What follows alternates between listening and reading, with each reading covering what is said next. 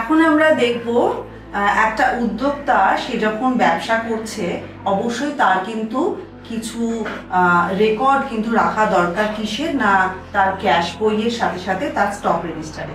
তো ক্যাশ বই এবং স্টক রেজিস্টার উদ্যোক্তা কেন করবে? প্রথমত হচ্ছে যে সে যখন কোনো কিছু বিক্রি করছে, সে কি বিক্রি করছে, কত টাকায় বিক্রি করছে, কোন দিনে বিক্রি করছে, এই সব কিন্তু রেকর্ড রাখাটা খুব জরুরি।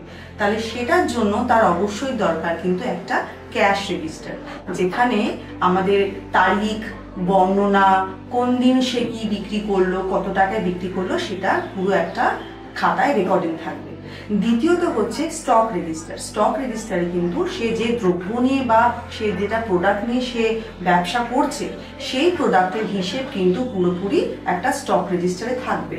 সেম ভাবে সেই স্টক রেজিস্টারে কিন্তু সে কোন তারিখে কি প্রোডাক্ট কিনে আনলো, কোন তারিখে সেই প্রোডাক্টটা বিক্রি করলো এবং তার কাছে এখন কোন প্রোডাক্ট বা কি দ্রব্য মজুদ আছে বা ব্যালেন্স হিসেবে রয়েছে সেটা কিন্তু আমরা স্টক রেজিস্টারে মেনটেন করব।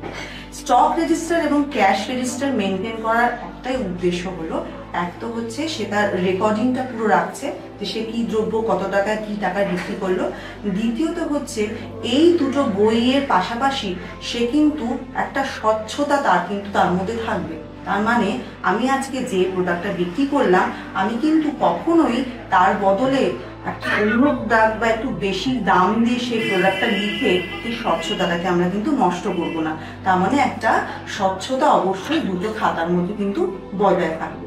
দ্বিতীয়ত হচ্ছে যে আমি যখন কোনো ব্যবসা করব অবশ্যই আমি কিন্তু আগে থেকে একটা বাজেট তৈরি করে নেব, যে আজকে যদি আমি কোনো ব্যবসা করি, যদি আজকে আমি কোনো শাড়ির ব্যবসা করি, যদি আমার কাছে 5,000 টাকা থাকে তাহলে 5,000 টাকা দিয়ে আমি প্রথমে শাড়ি কিনবো না সেই শাড়ি কেনার আগে আমি অন্য কোনো সরঞ্জাম কিনবো, সেটা কিন্তু অবশ্যই একটা বাজেট করে করা উচিত।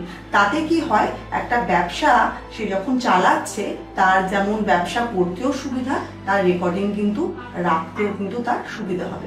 এর পাশাপাশি আমরা সবাই জানি যে একটা ব্যবসা করতে গেলে তার কিন্তু নিজের মধ্যে কিন্তু সততা থাকাটা খুব জরুরি। সততা যদি না থাকে সে কিন্তু একজন সফল ব্যবসায়ী হতে পারবে না। কারণ সে যদি ভুল কাজ করে বা জালিয়াতি কাজ করে তার ব্যবসা কিন্তু বেশি দিন উন্নত থাকতে পারবে না বা এগিয়ে যেতে সে পারবে না।